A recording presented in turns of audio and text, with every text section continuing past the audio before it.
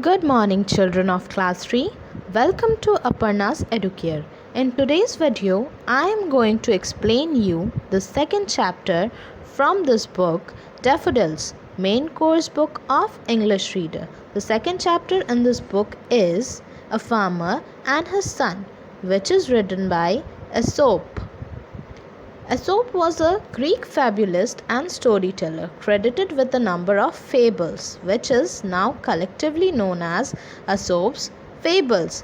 Here are some new words, so let's know their meanings first. Number 1.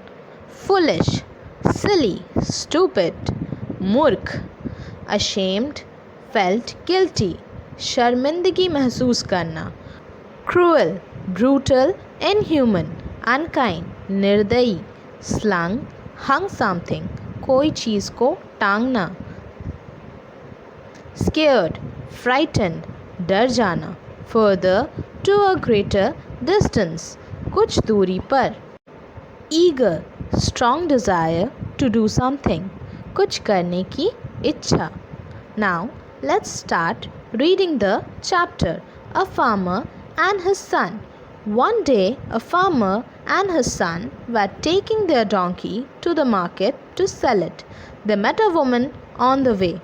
एक दिन एक किसान और उसका बेटा अपने गधे को बेचने के लिए बाजार लेकर जा रहे थे. रास्ते में उनकी मुलाकात एक औरत से हुई. How foolish, said the woman.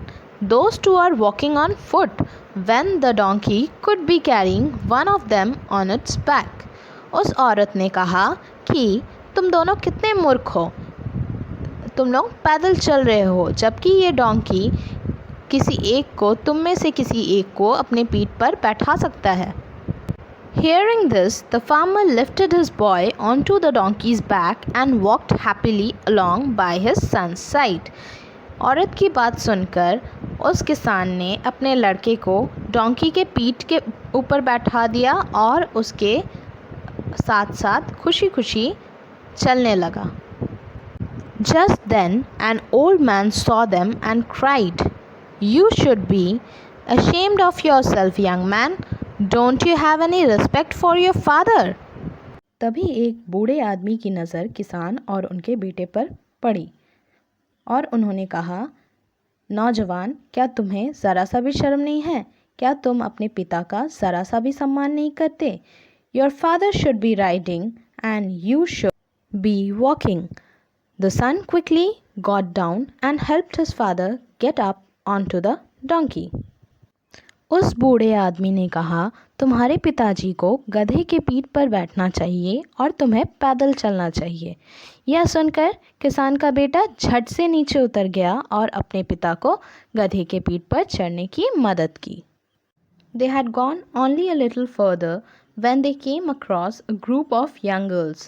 "Have you no sense at all?" they laughed. "Both of you can easily fit on the donkey's back." Feeling sure they were right, the farmer helped his son get behind him on the donkey's back.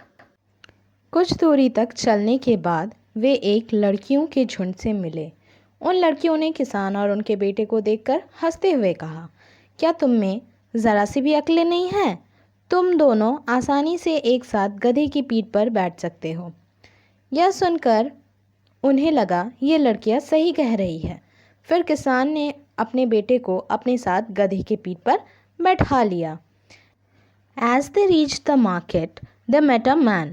"How cruel you are!" he shouted. "That poor little animal has too heavy load. You two should carry him instead of him carrying the two of you." Eager to do the right thing, the two got off the donkey. They tied the donkey's legs together, slung him onto a pole and carried him on their shoulders.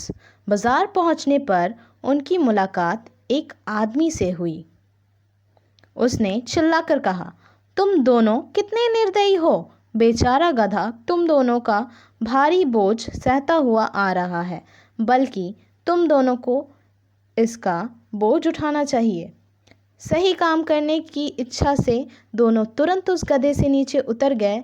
किसान और उसके बेटे ने गधे के पैरों को बांधकर उसे एक खंभे के सहारे उल्टा लटका दिया और दोनों अपने कंधे पर उसे लादकर ले जाने लगे। So children, till here what they were doing? They were doing whatever the passerby suggested them. Now moving on to the next paragraph. Seeing this strange sight, the people laughed. In fact, they laughed so loudly that they scared the donkey. The frightened animal kicked off the ropes that bound its legs, fell off the pole, and ran away. इस अजीब से दृश्य को देखकर लोग ज़ोर ज़ोर से हंसने लगे। वे इतने ज़ोर से हंसने लगे कि वह गधा डर गया और डर के मारे वह अपने पैरों को झटकने लगा और लात चलाते हुए अपने पैर पर बंधे हुए रस्सी को खोलने लगा। रस्सी खंबे से खुलते ही वह ज़ोर से ज़मीन पर धड़ाम से गिर पड़ा और उठकर झट से भाग गया। That will teach you, said an old woman who had followed them. He who tries to please everyone pleases no one. तभी एक बूढ़ी औरत जो उनका पीछा करते हुए उनका कारनामा देखते हुए आ रही थी, उसने कहा, इससे तुम्हें कुछ सीख लेनी चाहिए। जो दूसरों को लुभाने और खुश करने की कोशिश करता है, एक्चुअली में वो उन्हें कभी भी खुश नहीं कर पाता। Now this is the moral of the story, he who tries to please everyone pleases no one. Children, what did you learn from this story?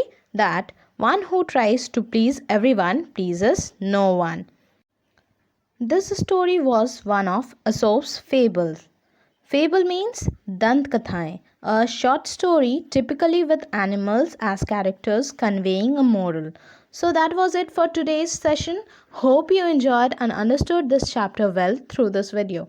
Thanks for watching till the end. Don't forget to like, share and subscribe. I'll be back with another exercise video of this chapter soon. Till then, take care, be safe and stay at home.